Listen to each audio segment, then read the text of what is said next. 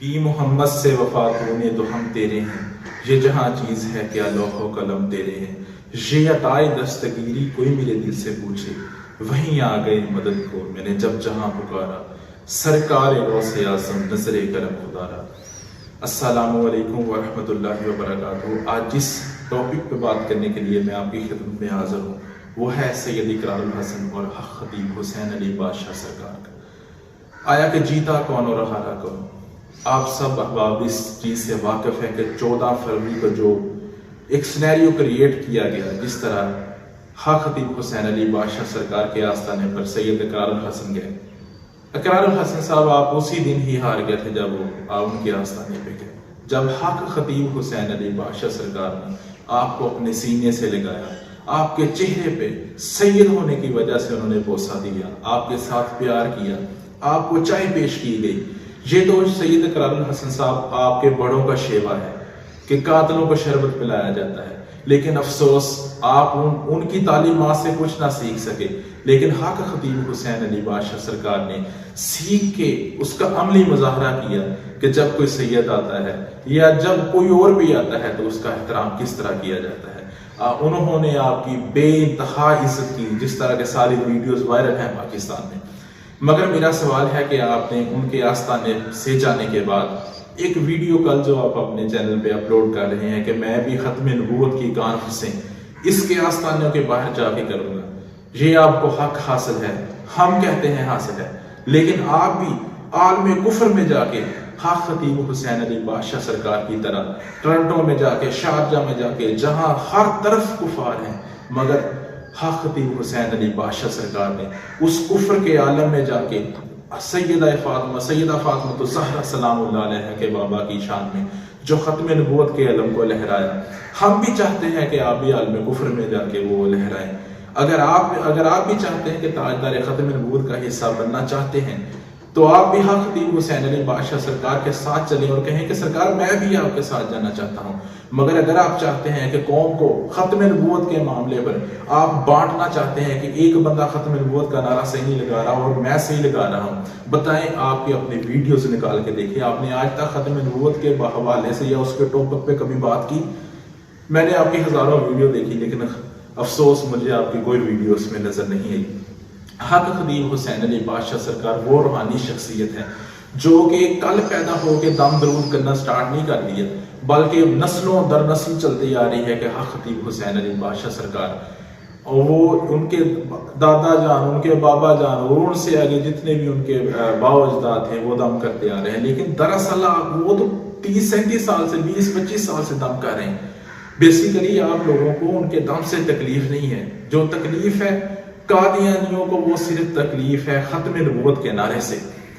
آپ کو تو چاہیے، وہ تو آپ کے نانا جان کا نعرے کو بلند کر رہے ہیں، آپ بھی ان کے سنگ چلیں، آپ بھی ان کے ساتھ چلیں اور تاجدار ختم نبوت کے علم کو لہرائیں، مگر افسوس آپ انہی کے نعرے کو بند کرنے کی کوشش کر رہے ہیں۔ حق خطیب حسین علی بادشاہ سرکار کی پشت پہ کریم آقا سید عالم، تاجدار انبیاء، تاجدار ختم نبوت، حسنین کریمین کے نانا جان، تمام انبیاء کے سردار کا ہاتھ ہے، پشت پہ ان کا ہاتھ ہے۔ تو اقرار الحسن صاحب میری آپ سے گزارش ہے کہ آپ پہلے اپنی ویڈیوز کو چیک کریں کہ آپ نے ان کے خلاف کیا نہیں بولا، لیکن میں ان کے ظرف کو سلام کرتا ہوں کہ انہوں نے آپ کو اپنے سینے سے لگایا، اپنے آستانے پہ بٹھایا، آپ کو عزت دی، اور خون حسین ہونے کی وجہ سے انہوں نے کہا کہ میں آپ کو 3 شعبان مولا حسین لاجپال کی ولادت کے صدقے آپ کو معاف کرتا ہوں۔ آپ جائیں اپنے ویورشپ کے لیے، اگر آپ نے کوئی بھی کام کرنا ہو، میرے خلاف ویڈیو بنانی ہے تو بنائیں۔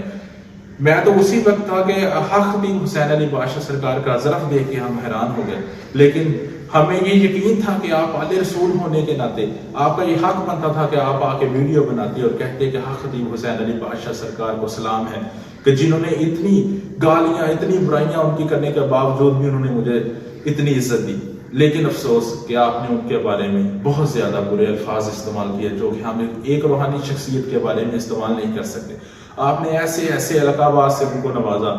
افسوس ہو رہا ہے۔ آپ سید ہیں، ہم آپ کا احترام کرتے ہیں، مگر ایک چیز یاد رکھیے گا، آپ کو قطعاً یہ حق حاصل نہیں ہے کہ آپ کسی کی بھی عزت کے ساتھ کھیلیں۔ دیکھیے اقرار الحسن صاحب، اگر تو واقعتاً آپ حق خطیب حسین علی بادشاہ سرکار کو بے نقاب کر چکے ہیں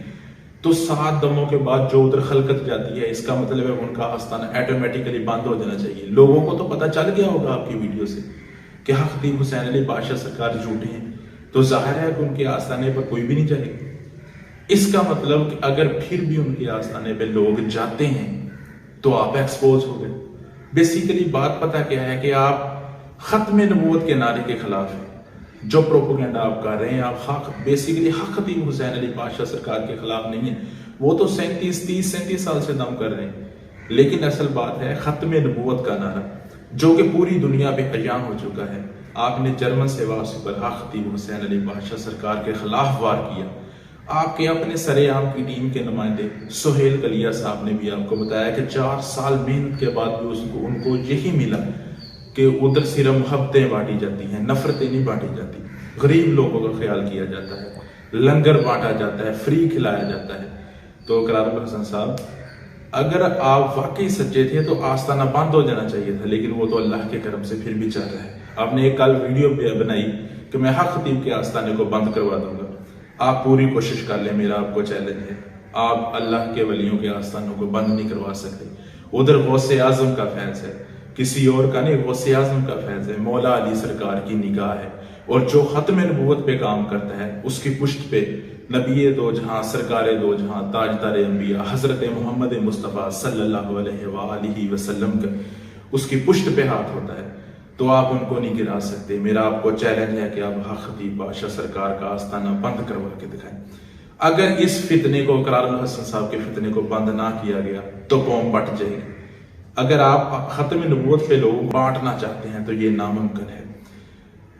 جب الیکشن ہو رہا تھا 8 فروری کو، تو قاضی فائز عیسیٰ نے